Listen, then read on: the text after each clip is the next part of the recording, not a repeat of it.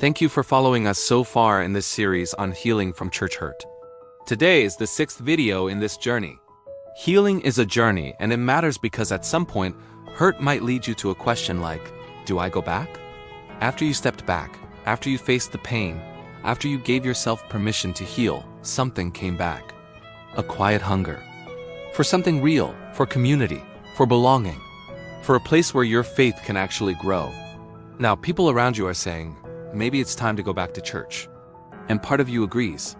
But another part of you, the part that remembers exactly how it felt when it all fell apart, is terrified. Because you don't just want a church.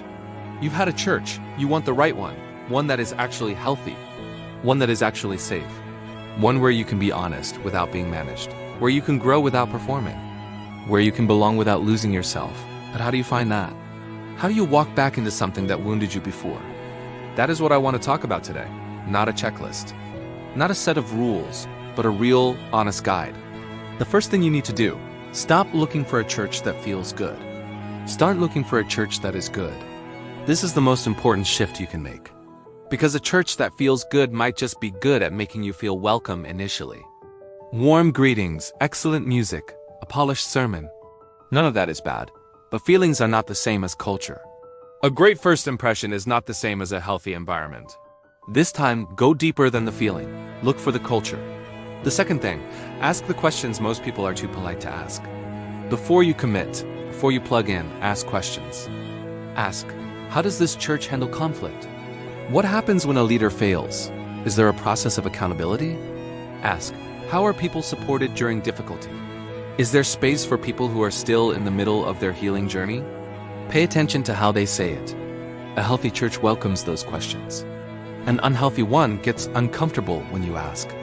The third thing, watch how they handle ordinary moments. Character is revealed in the ordinary ones, not just the highlights. Watch what happens when someone shows up broken. Does the community move toward them, or does it create a polite distance? Watch how leaders respond to disagreement. Do they engage with humility, or do they shut it down? Watch how people treat each other in the car park, in the small group, in the WhatsApp group. Culture is what happens when nobody is performing. The fourth thing, give it time before you give it trust. This is not cynicism. This is wisdom. Trust is a conclusion, not a decision. It is built slowly, through repeated, consistent experience over a long period of time. Stay long enough to see how the community handles a real moment of difficulty, a crisis, a failure, a conflict. Because every community looks healthy when everything is going well. The test of culture is what happens when things go wrong. The fifth thing, protect yourself without closing yourself. This is the tension that everyone who has been hurt has to learn to hold. You need boundaries. You need discernment. But you also need to be open. A closed heart cannot receive what an open one can. The sixth thing, be honest about what you need. Most people walk into a new church and never tell anyone what they have been through. They carry history silently. You don't have to announce your story to everyone, but find someone safe, a leader or trusted person, and be honest. Tell them, I have been hurt. I am here because I still believe, but I need this to be a safe space. That is the beginning of real community. The seventh thing, lower your expectations of perfection, but never lower your standards for health. No church is perfect.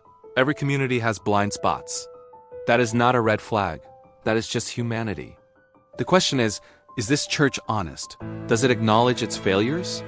Does it pursue growth? Does it value people over image? Because the right community exists. Not a perfect one, but a real one. One where truth and grace work together. And you deserve to be in it. Not someday. Now. So don't let what happened before keep you from what God still has ahead. Drop your thoughts in the comments. What is the one thing a church would need to show you before you felt safe enough to stay? If this resonated, share with someone who is trying to find their way back. And follow us for more honest conversations about faith, church, and what it means to truly grow.